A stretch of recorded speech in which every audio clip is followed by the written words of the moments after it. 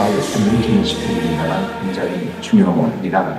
잘 안 읽히는 이유가 이게 서사시 같아요. 그러니까 이제 시적인 표현보다는 사건 위주로 이렇게 되어 있다 보니까 많은 분들이 잘 읽지는 않습니다. 그러나 내용은 굉장히 중요합니다.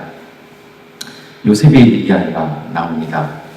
16절 우리가 읽은 말씀이 이렇게 시작됩니다. 그 뒤에 주님께서 그 땅에 기근을 불러들이시고 온갖 먹거리를 끊어버리셨다. 성경은 기근을 자연현상으로 이야기하지 않습니다. 그가 기근을 부르셨다. 하나님이 기근을 불러들이신 것이죠. 이 구절이 말씀한 고백이 있습니다. 역사의 주인은 하나님이시라는 겁니다. 우리가 기근을 좋아하지 않죠. 똑똑하잖아요. 아주 좀 오래전에, 10수년 전에 정말 비가 안 났던 적이 있었습니다.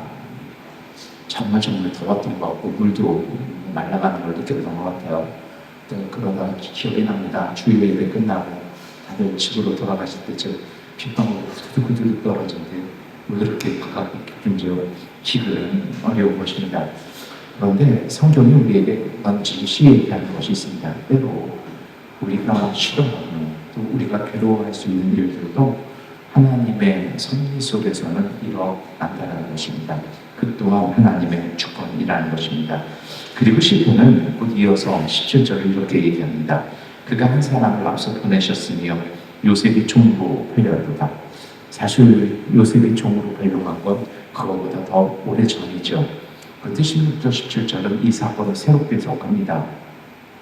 물론 창세기 50장 20절에 요셉이 그렇게 고백을 하였습니다만 하나님이 요셉을 가게 하신 이유는 기근이 올 것이고 이 기근에 모든 생명이 죽게 될 것인데 이 요셉이라는 사람이 이집트의 총리 대신으로 있으면서 7년간 식량을 잘 보존해서 잘 비축해서 그 근동의 모든 사람들을 먹게 할 구원의 통로로 그 길로 사용하신다는 것입니다.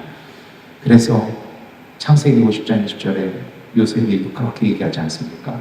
하나님이 당신들의 생각을 이용하셨다는 것이죠.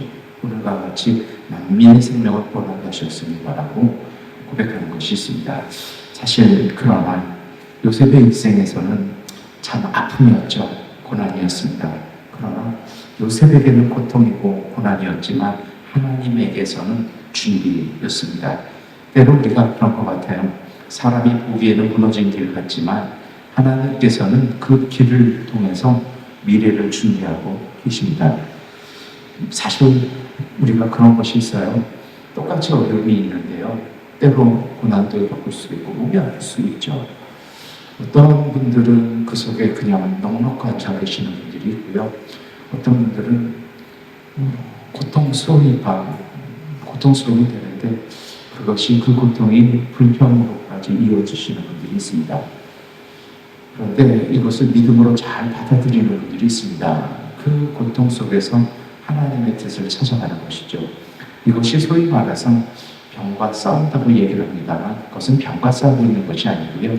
고난과 싸우고 있는 것이 아니라 그것을 뚫고 하나님의 길을 걸어가는 것입니다. 왜 그걸 해야 하는지 이유를 찾는 것입니다. 그래서 이것은 내가 어쩔 수 없이 수동적으로 받아들이는 것이 아니라 능동적으로 그 속에서 하는 일을 합니다. 예를 들면 이런 것이 있잖아요. 제가 고등학교 3년 내내 담임 선생님이 2명이었는데 두 분 다 똑같은 일을 저에게 시킨 것 같아요.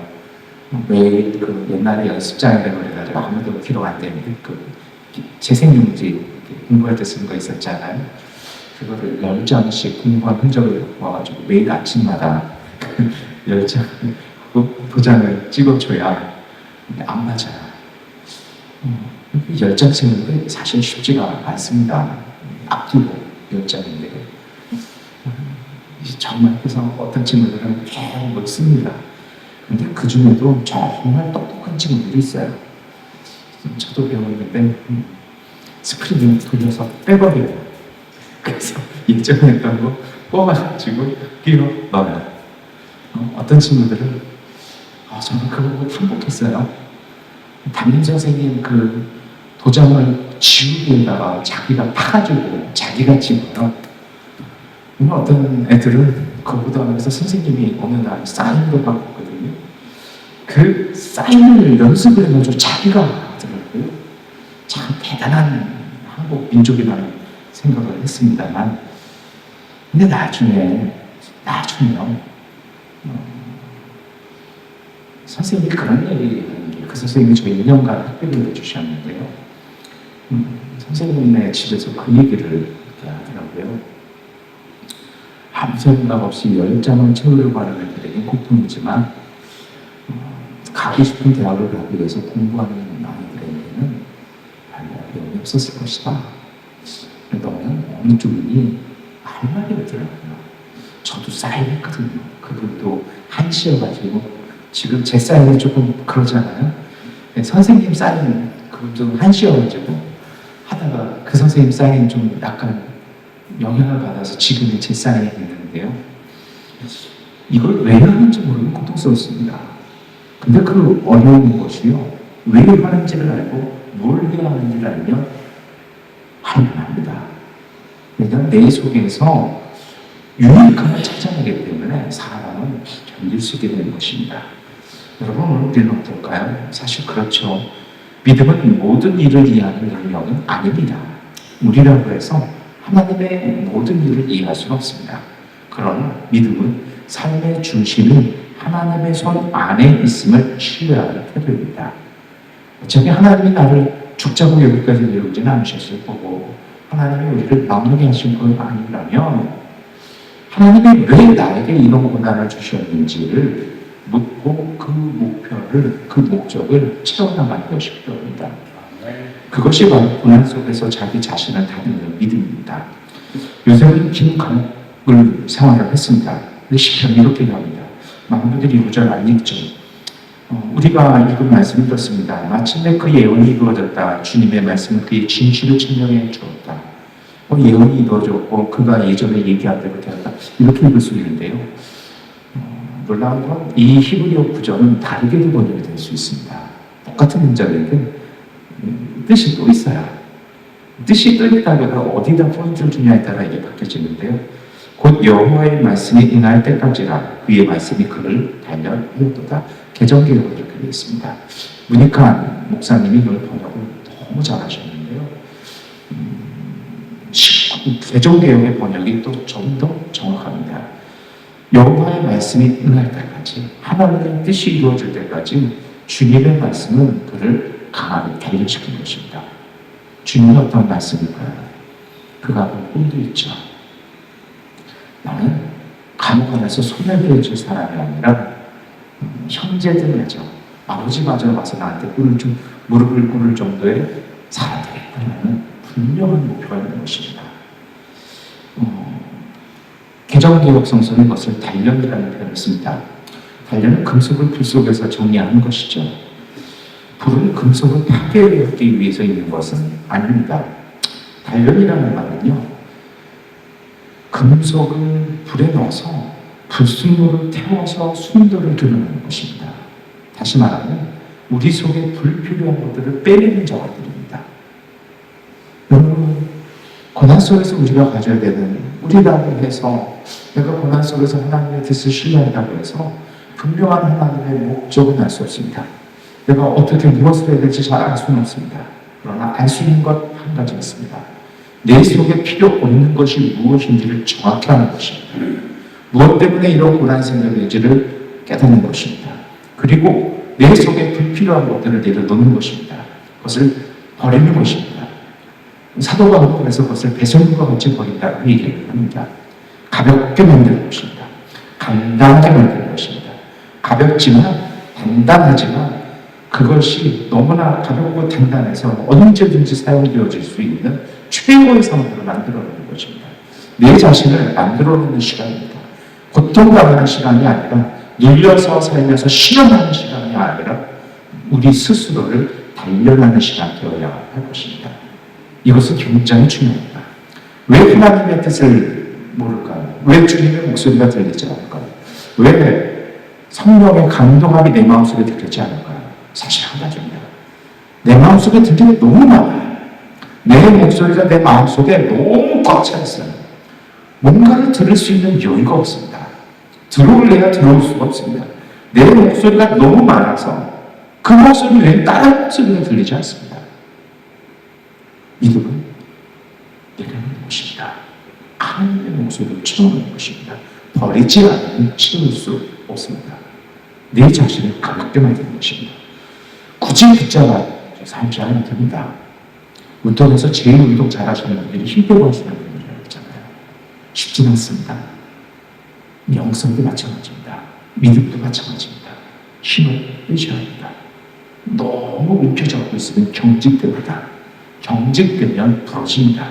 경직되면 부러지면 제대로 할 수 없습니다.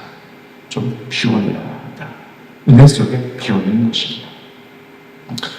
요셉은 억울한 시간 지나가며 그 일을 했습니다. 누구를 원망할 수 있죠? 얼마나 밤마다 오해하지 않겠습니까?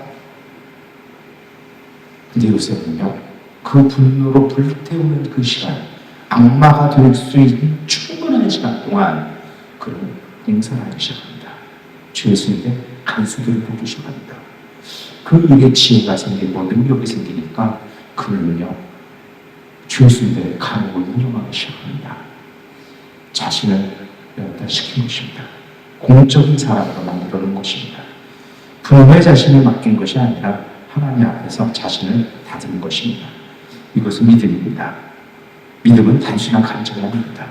하나님의 섭리를 신뢰하기에 자기 자신을 절제하고 삶을 전도하는 순종입니다. 여러분, 그래서 이런 믿음은 현실을 부정하는 믿음이 아니라 현실 속에서도 하나님을 보기에 자기 자신을 바로 세우는 믿음이 되는 것입니다. 오늘 양보를 살아가는 오늘 우리에게 이런 믿음이 우리에게 필요합니다. 가벼워야 합니다. 단단해야 합니다. 그리고 부드러워야 합니다. 이런 믿음 아래 복음서 예수님은 포도원 비유를 얘기하신다. 농부에게 맡겼는데 나쁜 사람들이죠. 소출을 안 주고 아들은 막 종들을 두들겨 패고 뺏으려고 상속자까지 죽였습니다. 오늘 이 비유가 말하는 중심은 뭘까요? 어떤 분들은 이 비유를 가지고 나중에 여름에 소출을 가르칠 사람에게 맡겼다. 하나님은 여름에 들어가신다. 이렇게 하시는 설교로 봤습니다만 그거는 아니죠. 포도원 농부가 소작인들이 아무리 낮은 목소리를 줘도 그 포도는 하나님의 것이라는 겁니다. 하나님의 뜻대로 됐다는 것입니다. 내 삶의 주권은 하나님의 뜻입니다. 그리고 그 땅을 가는 사람이 누굽니까? 신실한 사람들입니다. 성실한 사람들입니다. 악함은 이루어지지 않습니다. 하나님은 누구에게도 빼앗기지 않으십니다. 때로 사람들이 그 아들을 버릴 수도 있습니다만 예수님 말씀처럼 하나님은 그 버려진 돌을 통하여 머릿돌 삼아 주신 것입니다. 십자가는 패배처럼 보입니다만 하나님은 그 사건을 통해 구원의 역사를 이루십니다. 오늘 우리도 그럴 때가 있습니다. 그러나 우리에게 버려진 그 시간을 통해서 하나님은 머릿돌 삼아 주시는 것입니다. 하나님의 일은 사람이 저절로 멈출 수가 없습니다. 이것이 바로 사순절의 믿음이기도 합니다. 하나님의 주권을 믿는 사람은 삶을 함부로 살지 않습니다. 말을 절제하고 욕심을 내려놓고 내 자랑이 아니라 하나님의 은혜를 고백하며 삶의 방향을 하나님께 맞추기 시작합니다. 고난을 지나며 우리가 배우는 건 하나님의 섭리가 내 삶의 기준이 된다는 것입니다. 내가 보기 좋은 것, 내가 지금까지 좋다고 여겼던 것, 내가 항상 지금까지 사용했던 것이 기준이 아니라 하나님의 뜻이 내 삶의 기준이 되어서 그 기준에 맞춰서 온전하게 살아야 합니다. 이 기준 앞에서 우리 자신을 다듬고 단단해져야 합니다. 믿음은 거창한 말이 아니라 삶을 하나님께 맡기고 하루를 이처럼 다르게 살아가는 태도입니다. 이제 우리가 기도할 시간입니다. 시편이 여호와의 말씀이 그를 단련하였도다라고 말씀하셨습니다. 복음서는 말씀하십니다. 사람들이 버린 돌을 하나님의 머릿돌로 세우셨다고 말씀하셨습니다. 우리 삶에도 이해하기 어려운 시간이 있고 어려운 시간이 있고 답답한 시간이 있고 아픈 시간이 있습니다. 그러나 하나님은 그 시간을 헛되이 주시지 않으십니다. 그 고난 속에서 우리를 다듬어 주시고 삶을 조금씩 더 단단하게 만들어 가시는 것입니다. 우리가 변화되는 것입니다. 이 일이 바뀌지 말고 우리가 바뀌는 것입니다. 그래서 믿음은 삶의 주권은 하나님께로 있다라는 이 고백 속에서 온전해지는 것입니다. 그리고 이 믿음으로 오늘도 우리의 삶을 바로 세우고 조용히 우리 자신을 가다듬고 절제하고 우리 스스로 내려놓고 하나님의 은혜를 받아들이는 그 삶의 은총으로 오늘도 행복하시기를 축원합니다. 기도하겠습니다. 전능하신 아버지 하나님, 우리의 삶과 시간의 주인 되시는 주님임을 고백합니다. 우리가 이해하지 못하는 길 속에서도 하나님의 섭리가 일하고 있음을 믿게 하시고 요셉처럼 고난의 시간 속에서도 마음을 지키며 자기 자신을 다듬는 믿음을 허락하여 주시옵소서. 사순절의 이 시간에 우리의 마음과 삶을 돌아보게 하시어 우리의 내면 가득 찬 우리의 목소리를 내려놓게 하시고 주님의 뜻에 어긋난 것을 절제하며 순종하게 하여 주시옵소서. 이를 통하여 주님의 은총 안에서 새롭게 살게 하여 주시옵소서. 포도원의 주인이신 아버지 하나님, 우리의 삶이 주님의 손에 맡겨진 삶을 고백하오니 주님께서 보내주신 우리의 주 예수 그리스도를 따라 겸손과 순종의 길을 걷게 하여 주시옵소서. 오늘 하루도 우리의 삶을 붙드시고 주님의 은혜로 하루를 살아가게 하여 주시옵소서. 예수 그리스도의 이름으로 기도드립니다. 아멘. 기도하는 시간이 됐습니다.